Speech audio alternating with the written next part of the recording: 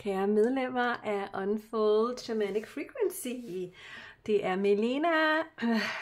Dejligt at være her sammen med jer.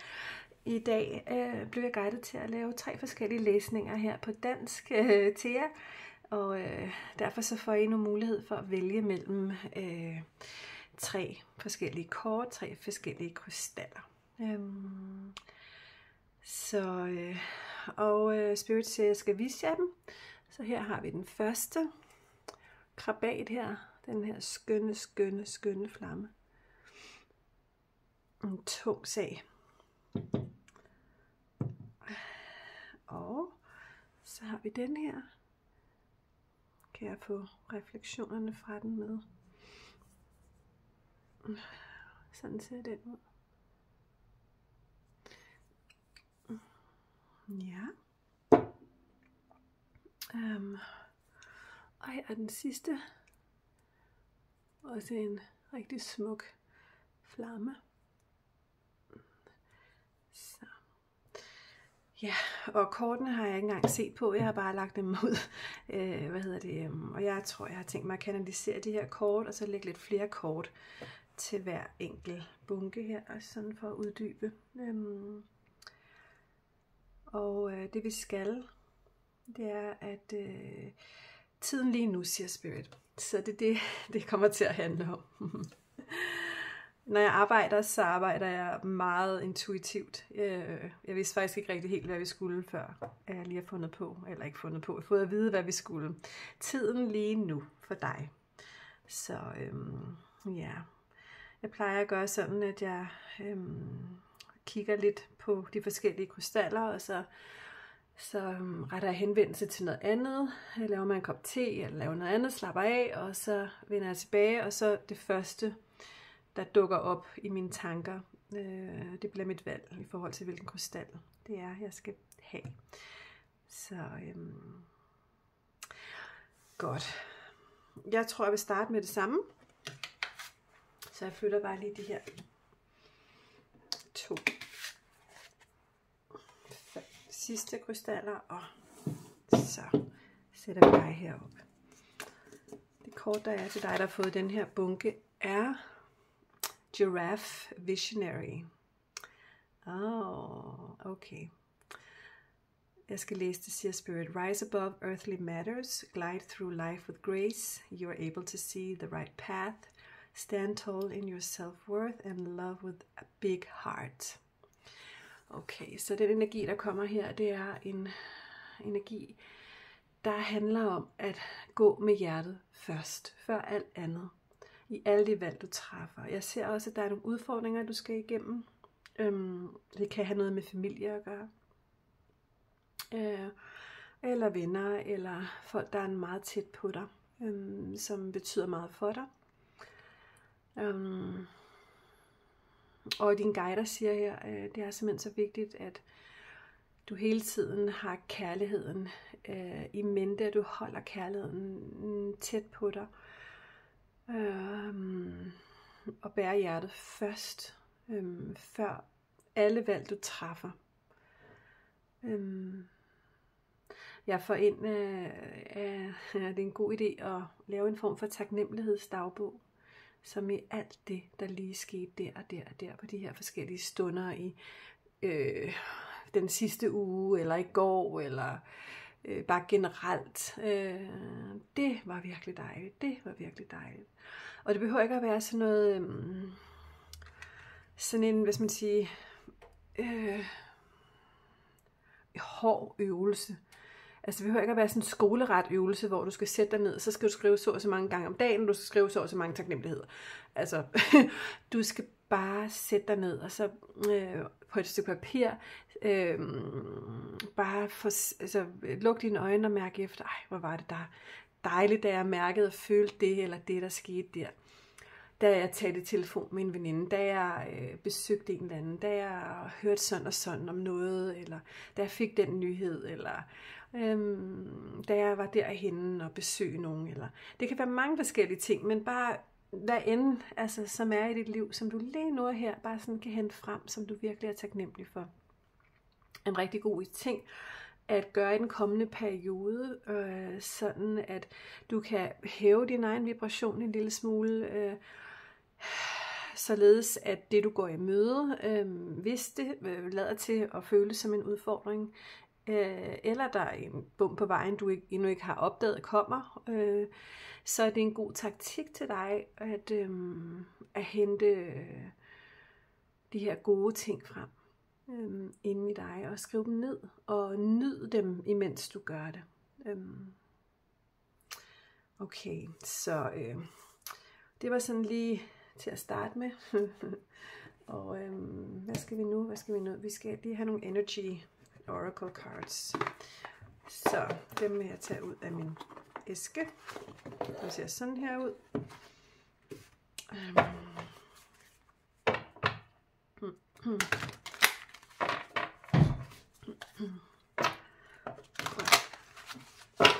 Når jeg sidder her og kanaliserer det her, så har jeg lukket øjnene. Jeg ser dårligt ned, og jeg kigger heller ikke rigtig på kortene, når jeg blander dem. Nogle gange er det faktisk bedre, hvis jeg lige gør det, men det gør jeg så lige, når det er, de skal rettes ud. Så, men godt. Dem, der trak den første gruppe her. Her har vi det 7. chakra, ærkeenglen Uriel. Okay. Ja. Og det 7. chakra er kronechakraet. Det er det, der sidder på toppen af dit hoved. Det jeg får ind her, det er bare rolig. Du er beskyttet, og du bliver passet på. Du er en af de udvalgte, får jeg faktisk også ind.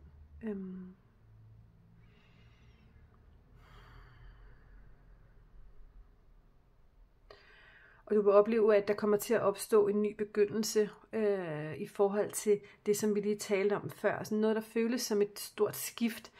Men at så længe du giver det op til universet, og hvad skal man sige, og træner din taknemmelighed og din tillid til universets guidance som måde at levere din rejse. Når du giver slip i det, når du læner dig ind i det, så vil det virkelig hjælpe dig fremover rigtig, rigtig meget. Fordi der er ikke noget, som er tilfældigt, noget af det, der sker her lige nu. Og ingen lander nogle forkerte steder, eller ender forkerte steder. For det har vi, hvad skal man sige, en masse engle og guider til at sørge for, at vi nok skal, hvad skal man sige, på en eller anden måde ramme vores blueprint, eller vores plantegning over vores liv. Og giver du slip i troen på, at vi alle har en plantegning over vores liv, og vi alle er beskyttet her, uanset hvem det er, som kunne, hvad skal man sige, gå ind og blive en bekymring for dig, eller noget, der gør ondt inden i dig. Jeg bliver faktisk rigtig ked af det. Jeg bliver rigtig sorgfyldt på en måde, og bange. Ikke nødvendigvis kun på min egne vegne, men også på andres vegne, i forhold til nogen, som du har tæt på dig. Og bliver lidt sådan rørt, eller får en lille smule lyst til gråd. Men så giv det op, giv det op, giv det op, giv det op, giv det op, giv det op, giv det op til universet. Stol på, at alle er beskyttet af, at der bliver passet på os alle. Og du er beskyttet. Jeg får helt klart ind, at du er en helt særlig engel. En meget, meget højt vibrerende engel. Så ligesom om der også er en energi om, at rent karmisk, så skal det hele nok blive gjort ordentligt op for dig. Der vil komme velsignelser til dig, og det som du har fortjent ankommer.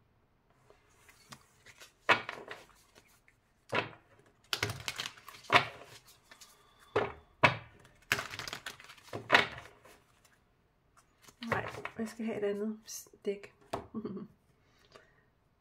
Det skal være Spellcasters. Det er det her.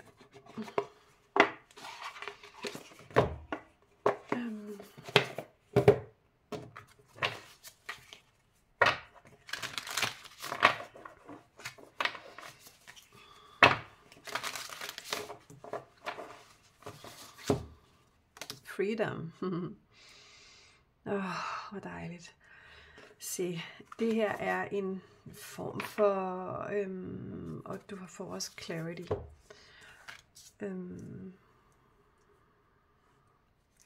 I bunden har vi blessings, og i toppen har vi financial health. Okay, perfekt. For dem af jer, som er bekymrede om jeres økonomi, jamen så stol på, at der, hvad skal man sige, det nok skal gå okay, det nok skal gå godt, og det nok skal lykkes for dig med hvad inden for en plan, du har. Det var bare lige noget, jeg skulle nævne her. Men det, som kommer, vil sætte dig fri. Vil, hvad skal man sige, skabe en form for ro og balance i din fremtid. Sådan så du virkelig kan ånde lettet op for jer ind. Fordi det er som om, at der kommer noget klarhed over, hvad skal man sige, hvad end problemer eller udfordringer, der kunne være lige nu eller komme snart, som på en eller anden måde bliver, jeg ser sådan ligesom det bliver pustet bort i kraft af, at ting bliver sagt, at der bliver gjort op med noget, eller at, hvad skal man sige, at sandhederne kommer på bordet, eller og det i sig selv vil skabe en anden dynamik, en anden balance i forhold, hører jeg også. Og at det føles som en velsignelse af de her forhold for dig og for alle involverede for ind.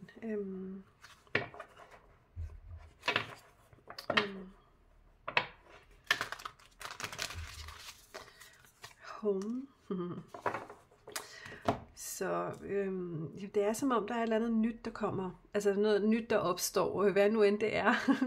Så kan det startes med at føles som en udfordring, fordi det er måske et stort skift, eller et eller andet, som du ikke lige havde regnet med, eller som lige også kræver lidt ekstra mod, eller lidt ekstra overskud, og det kan sagtens have noget at gøre med dit hjem. Det kan have noget at gøre med, at du flytter, eller at nogen flytter ind, eller en eller anden form for forandring med dit hjem. Det kan også være, at du bygger om i dit hjem. Det kan være, men det er mere, den velsignelse kommer ind, føles også som at komme hjem i dig selv. Den balance, der opstår, er ligesom at komme hjem i dig selv. Meget dejligt, hva'? Empowerment, du vil føle dig meget stærkere end før. På grund af det mod, du har haft, på grund af, hvad skal man sige, det du har fået sagt, det du har fået udleveret på en eller anden måde, og leveret, som man kommer frem i lyset, det er en lettelse for dig, får jeg ind, og vil give dig en følelse af, at du er meget stærkere nu, end du var før. Du får sat nogle grænser, boundaries, og derfor så er du i stand til at manifestere lige netop, hvad du har brug for, og hvad du har lyst til. Manifestation. Igen har vi truth. Det er noget med sandhed, det er noget med at få ting ud, og få afklaret ting. Det giver dig en masse selvtillid. Jeg spørger, hvad er det? Hvad er det? Okay, vi skal tilbage til de her kort. Hvad er det, der kommer? Hvad er det, der kommer? Det kan være forskelligt fra jer alle sammen, fordi det er jo The Sun, får vi ind, nemlig og Happy Family og Angel of Strength. For lad os se, det er en glæde, der er på vej på den anden side af hvad nu end, som du har måttet være stærk nok for en til at manifestere, eller få sendt ud, eller få sagt og gjort klart, om bag ved de grænser, du får sagt højt og får sat, jamen så kommer glæden ind, og varmen, og kærligheden, og følelsen af at komme hjem i dig selv, og at dem omkring dig virkelig også vinder på det her. De vinder på det her, får jeg ind. på grund af din styrke. At du nu har formået at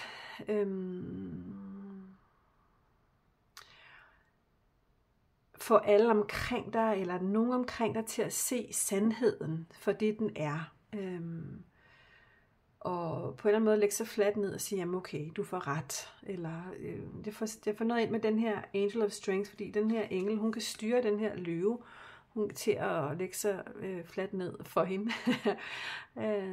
Sådan er det med hvad hedder det, kortet, lysten eller styrken. Så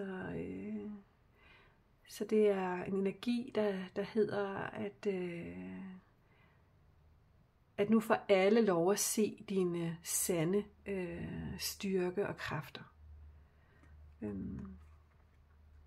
Fordi at du er ærlig, og du fortæller sandheden. Og du gør tingene ordentligt på en rigtig og en god måde, fordi du bærer hjertet først. I alle henseender. Og også i hvad nu end der sker i den kommende tid, har du båret hjertet først. Så, okay, det var din læsning nummer 1. Tusind tak, fordi du kiggede med, og jeg tror simpelthen bare, at jeg kører videre, uden at skippe i læsningen, fordi det er så få kort. Bum bum. Sådan. Okay. Og nu skal vi videre til dem, der vælger kort og krystal nummer 2. Og så gør jeg lige sådan her. Væk med energien fra nummer 1. Og så siger vi bare velkommen til ham her, den flotte krabat her, og sætter ham her op. Okay. Kort nummer 2 er The Lion, Higher Calling. Her står, You have within you all the courage you need. Let go of the past and reclaim your majesty. You will find success and contentment with those by your side. Make noble choices for your life and your tribe.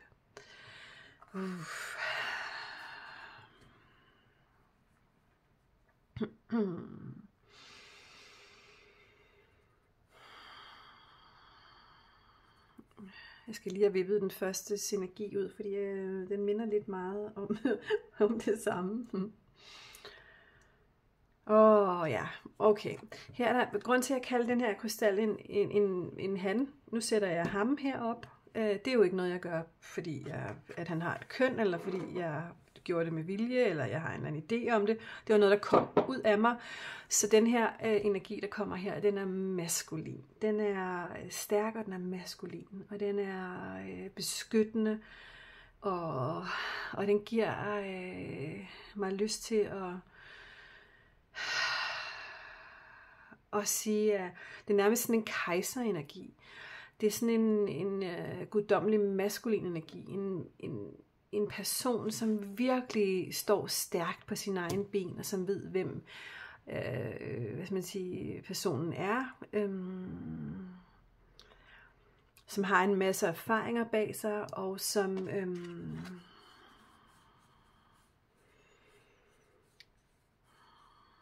har en masse at give, og gerne giver. Men er også i stand til at modtage. Fordi at den her energi, eller den her person, kender til balancen mellem given og modtagen. Hvor vigtigt det er, at der er en balance mellem given og modtagen.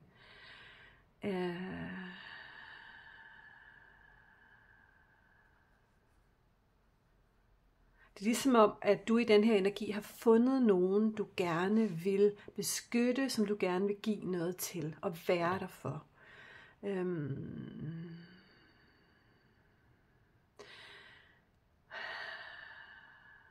Og som på en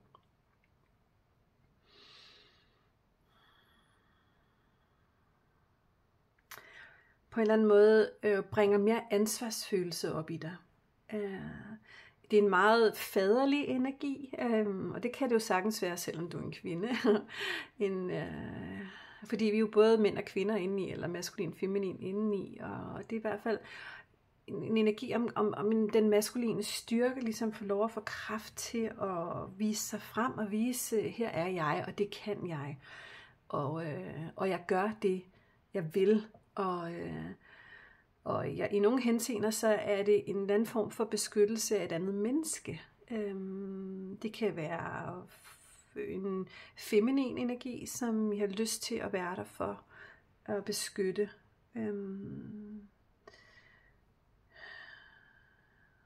Ja, jeg tager lidt flere kort her. De her kort hedder Energy, Oracles.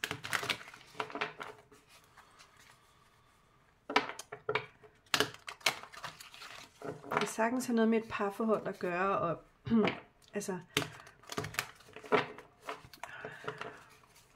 har på fornemmelsen af måske en del af jer, der har valgt den her krystal og det her kort, er mænd. Men eller kvinder, som lige nu på en eller anden måde fuldbyrder deres maskuline styrke i livet. Blossoming Abundance. Ja. Igen noget med at passe på, noget med at med den her powerfulness, som du har inde i, en visdom om, at ting skal sådan langsomt, ligesom løven, sådan, og ligesom frøet, man sår i jorden, stille og roligt udvikle sig, og i form af, hvis man siger, tid, det er sådan, jamen et skridt ad gangen, og det er okay at føle livet og naturens flow, og sådan et behov for at totalt at være i dit eget flow, i dit eget, og en tillid til, at det kan du godt. Du behøver ikke at løbe i forvejen, og du behøver ikke at opdage ting før tid, og du behøver ikke at give, og ikke få noget tilbage, eller altså, det er bare lige nu, der ligger jeg bare ved min sø og hygger mig og kigger ned i vandet og ser, hvordan det går dernede, og nyder naturen omkring mig. Der er en virkelig stærk givende energi her.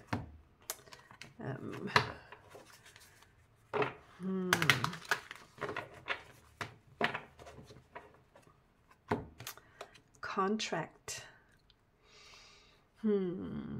Her er igen en balance. Der er den her sådan given modtagen energi. Og nogle af jer kan, hvis man siger, der dukker nogle skilsmisser op, eller en skilsmisseenergi, eller nogen, der en fordeling om nogle børn, eller frem og tilbage. En eller anden juridisk situation for nogle af jer. Men der vil jeg sige, hvis du er i en juridisk situation, så står du virkelig, virkelig stærkt, fordi du ved, hvem du er, og hvad du er værd, og sådan noget. Og du er rimelig cool. Og hvis det er et forhold, som det handler om, jamen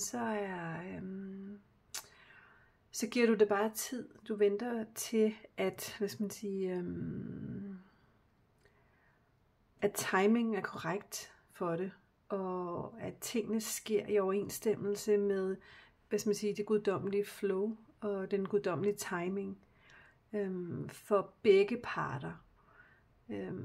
Så der er også en tålmodighed forbundet med det her contract kort. Nummer 6 er kærlighedens tal. Så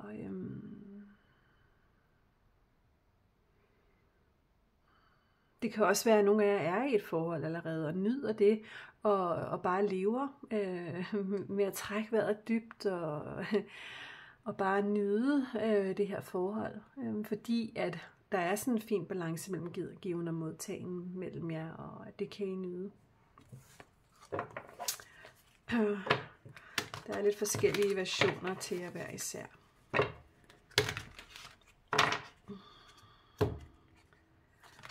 Jeg skal have nogle andre kort, siger Spirit. Nu tager vi dem, der hedder spellcasting.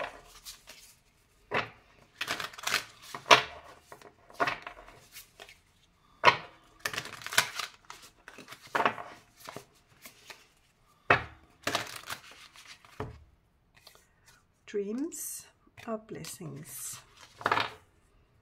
Ja, og manifestation. Okay, så hvad hedder det?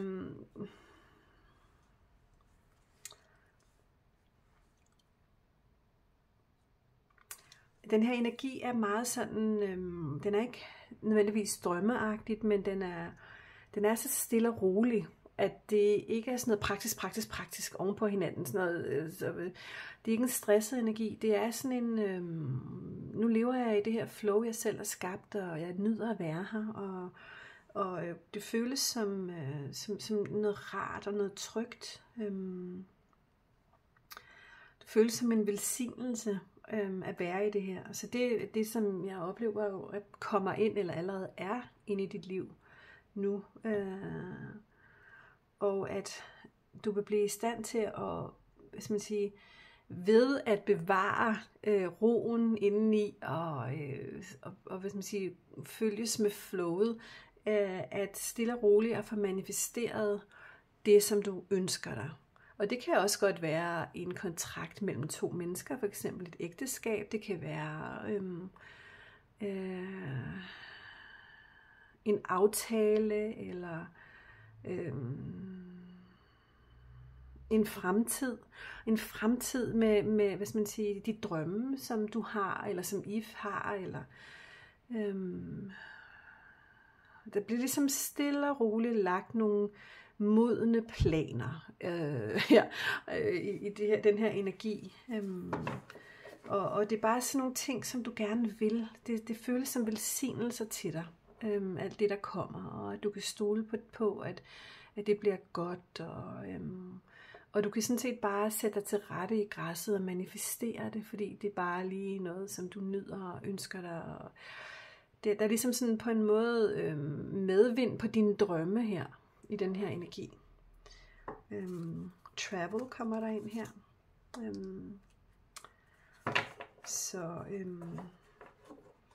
Det er en meget smuk energi. Truth. Så hvad hedder det?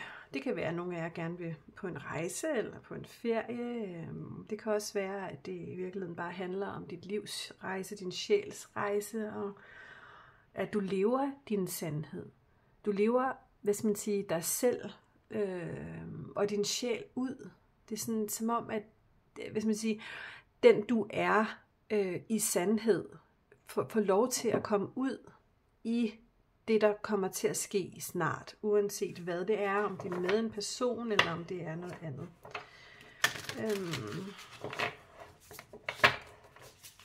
Og der bliver sagt, kommer nogle sandheder på bordet, omkring nogle følelser, tror jeg.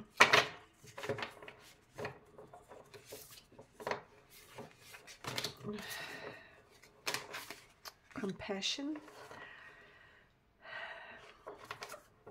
Igen en utrolig kærlig energi, som er løvens energi. Den her, sådan, hvor de ligger i solen og nyder hinanden, altså løven og løvinden, og bare totalt slapper af, ikke? Og er der for hinanden, og man ved bare, at man kan stole på hinanden. Du har min ryg, og en hvad skal man sige, mere højvibrationel form for kærlighed frem for sex eller almindelig kærlighed, er jo medfølende kærlighed.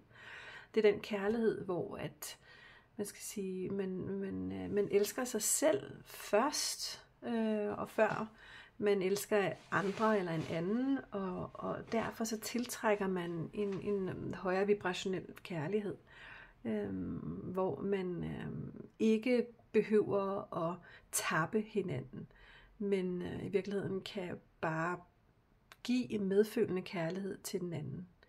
I alle henseender, uanset om det er en partner, eller om det er familie, eller venner, eller hvorhen. Det kan også være arbejde, det kan være kolleger, det kan være alt muligt. Som om der er bare et eller andet, der manifesterer sig. Her kommer der en new beginning. Undskyld, det ser jeg først nu. Jeg sidder og lukker mine øjne. Hernede var der dreams og blessings og manifestation. Og nu kommer new beginnings. Kameraet hænger over mit hoved og mine øjne. Det er derfor, jeg kan ikke se det, men jeg kan ikke følge med. Okay, her har vi well-being og family. Ja, så og så jeg også lige healing og strength. Det tror jeg nu også er meget godt at få med. Så det gør vi. Der er også lighten your load og happiness. Yes. Jeg ser også called courage. Så der er jeg har på fornemmelsen, at der kommer nogen ind i dit liv, som kommer til virkelig at være der for dig, eller som kan give dig noget styrke, eller følelsen af at være ligesom endt et godt sted. Der er nogen, som beskytter dig, eller passer på dig, eller er der for dig. Hvad end der kunne have været før, det føles ligesom om det sådan lidt på magisk vis forsvinder. Fordi nu er der ligesom noget mere sandt. Og bare det, at hvis man siger, kunne være i den her balance, det vil give noget healing, og hvis man siger, du vil få det bedre, både i krop og i sind. Og det vil også, hvis man siger, være godt for din familie. Du vil føle dig stærkere. Det vil være godt for alle. Og det kan også have noget at gøre med at få en familie, eller at familie er en del af det. Det sidste kort er happiness. Og det er jo bare simpelthen så smukt. Det er glæde.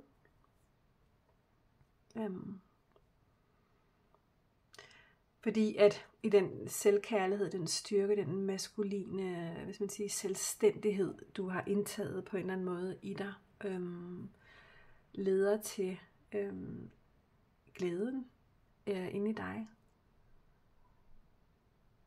På grund af, at de valg, du træffer nu, er sande.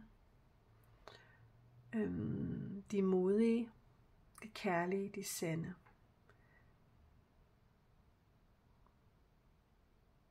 Og de er givende i balance. Ja. Okay. Så det var din læsning. Her krystal nummer 2. Tusind tak for at kigge med.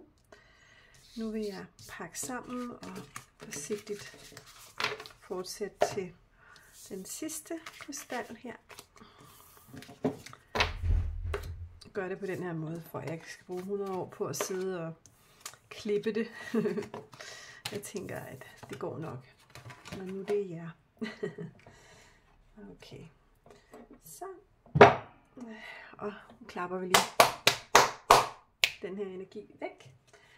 Og den sidste krystal havde 2 kort, der gerne ville med. Dem har jeg jo endnu ikke set endnu, så kigger lige på, hvordan det ser ud her. Ja.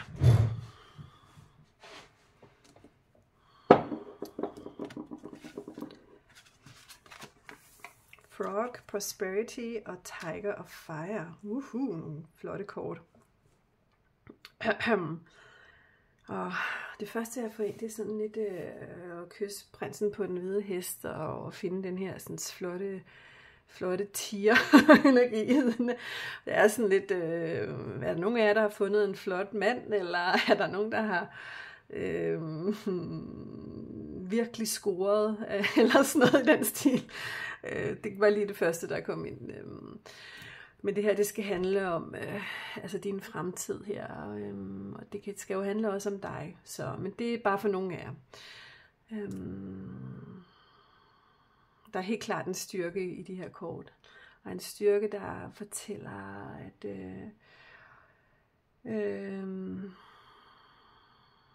der er et eller andet inde i den kraft, en styrke inde i dig, der bare siger, jeg kan alt, jeg kan få alt, jeg kan gøre alt. Det jeg, hvis man siger, tænker og føler, jeg skal, det manifesterer jeg, og det kører bare. Det kører bare. Og jeg er god til at på en eller anden måde få samarbejdet omkring det. Jeg er god til at forhandle mig frem til det. Jeg er god til at give den gas på en masse punkter. Jeg er travlt på arbejdet, får jeg også ind for nogle af jer. Eller der er i hvert fald noget, som du har drømt om, eller ønsket skulle blive til noget, som på en eller anden måde begynder at komme ind, fordi din energi vibrerer så, hvad skal man sige, handlekraftigt i den her energi. Så ja. Når jeg tager dem op og rører ved dem på den her måde, så er det for at tiltrække vibrationen fra det her kort. Derfor så gør jeg det.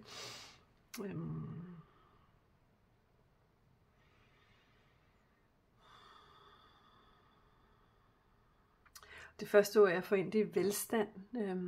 At tjene nogle penge. Og det er som om, at du får medvind på det. Det er som om, du får...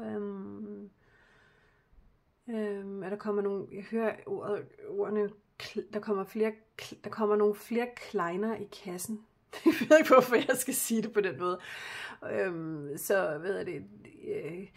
Jeg tror, at du skal ikke være så bekymret for din økonomi, hvis det skulle være sådan, men der er ligesom om, der er noget, der kommer mere flow i, der kommer flere penge på bordet, der kommer flere, jeg hører klienter, kunder, og opgaver, flere opgaver.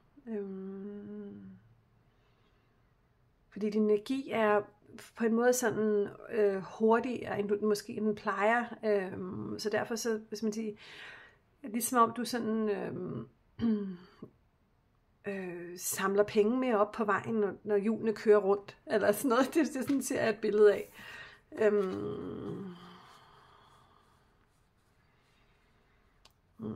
Der er en styrke inde i dig. Altså, du føler dig meget mere selvsikker nu. Du føler, at nu kan du meget mere, fordi du har ligesom taget noget med dig, som du bringer videre nu. Og så imens du går, så kommer der mere og mere til dig, af åbenbaringer, oplysninger, visdom, venner, kolleger, opgaver.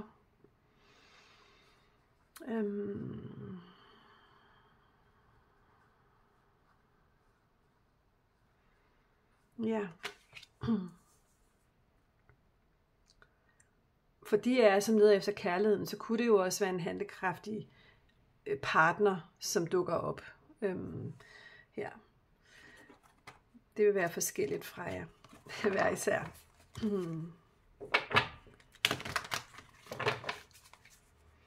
Men jeg oplever op for de fleste af jer, så er det jeres egen energi og jeres egen nærmeste fremtid, der kommer ind her. Nu lægger jeg, Energy Oracles. Okay, kontrakt. Det var det også før. Det var sjovt. Ja.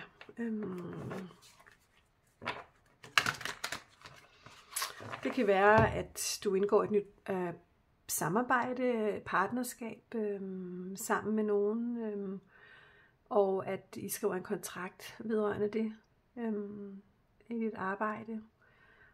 Det kan også være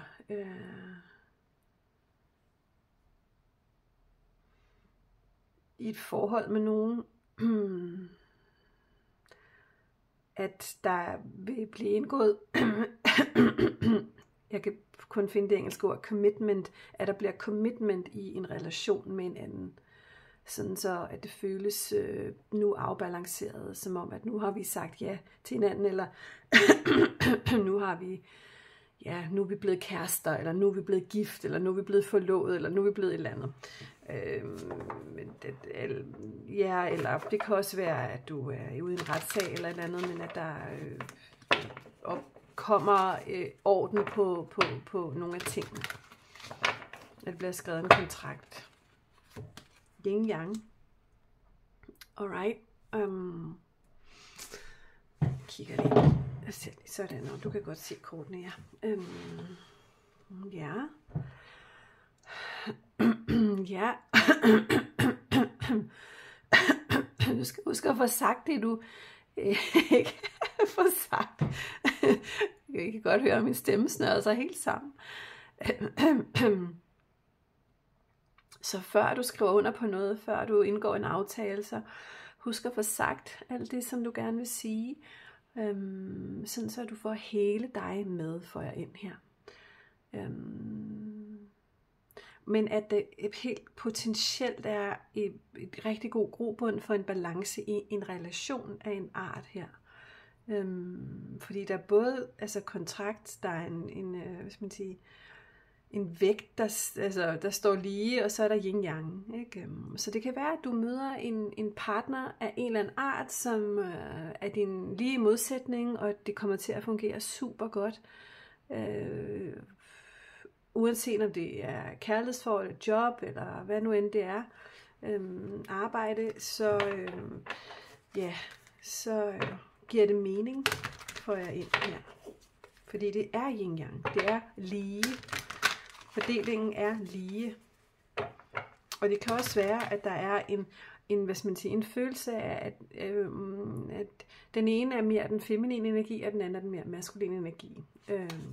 Uanset om det er det samme køn, eller hvad det er. Så her kommer The Thinking Woman. Ja, så den ene er måske den mere tænkende, og den anden er strategy. Nå, det er sjovt. Men her kommer der door to value. Så jeg ved ikke, hvem den her thinking woman er. Den energi, som hvad skal man sige, er mere strategisk, mere rationel. Jeg spørger, hvilken energi er du så? Hvilken energi er du så?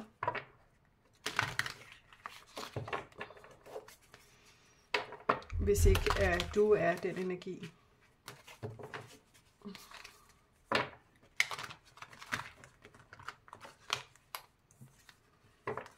Okay, man holding a heart. Så det kan også være sådan, at du er the thinking woman, og så den anden man holding a heart energien.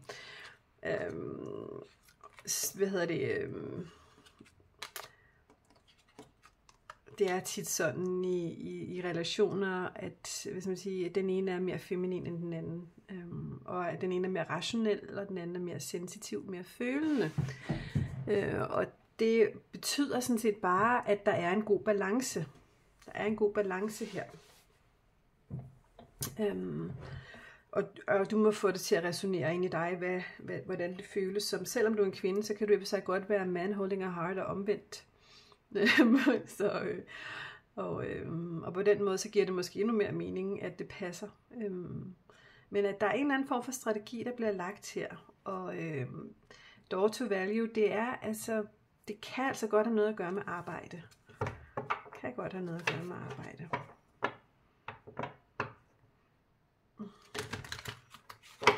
Okay. Vi skal have nogle kort fra spellcasting her. Der er en del kort fra Energy Oracle.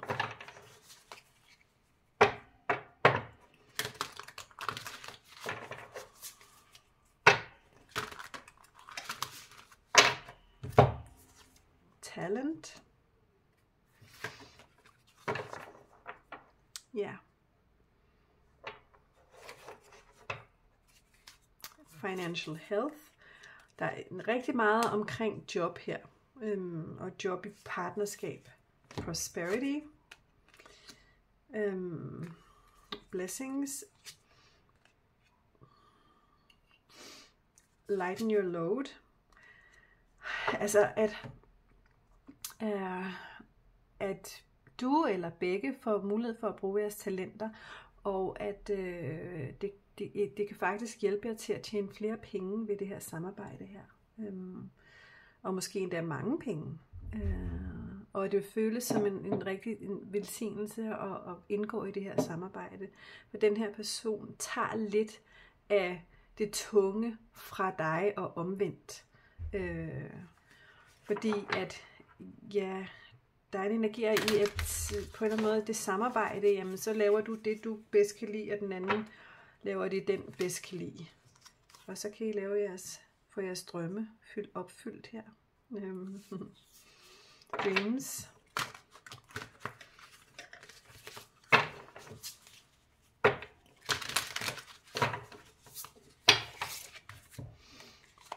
Inspiration, inspirere hinanden. Ja.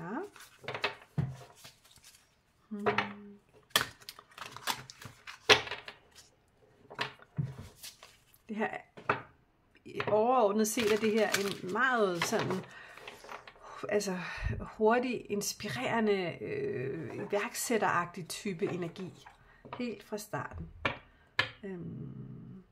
Og så får vi confidence og happiness til sidst. Og happiness, det fik vi faktisk også til sidst her. Blessings og confidence. Det vil give dig mere styrke og tro på dig selv og indgå i det her samarbejde. Og du vil blive gladere. Det vil gavne dig, helt klart. Og vil skabe en form for transformation, og du vil kunne manifestere på en helt anden måde, fordi at du vælger den her vej frem, hvad nu end det er for en vej. Om det er med et andet menneske, eller om det er, en eller anden opfindelse, du har, som på en eller anden måde også indgår som en entitet, men som stadigvæk kræver en anden form for udvikling. Jeg prøver at sige det så godt jeg kan, fordi I er så forskellige, og I har forskellige situationer, så I må tage det, I kan bruge, og alt det andet, det må jeg sige, det var så ikke lige til mig, men det lyder spændende, den her fremtid for dig. Rigtig spændende. Der kommer bestemt noget ind, som gør, at du får flow i din økonomi, og som inspirerer dig, og som vil sørge for, at du kan få nogle af dine drømme opfyldt her, og at det vil gøre dig gladere i dit daglige arbejde. Okay, så det var, hvad jeg havde til dig. Tusind tak, fordi du så med. Og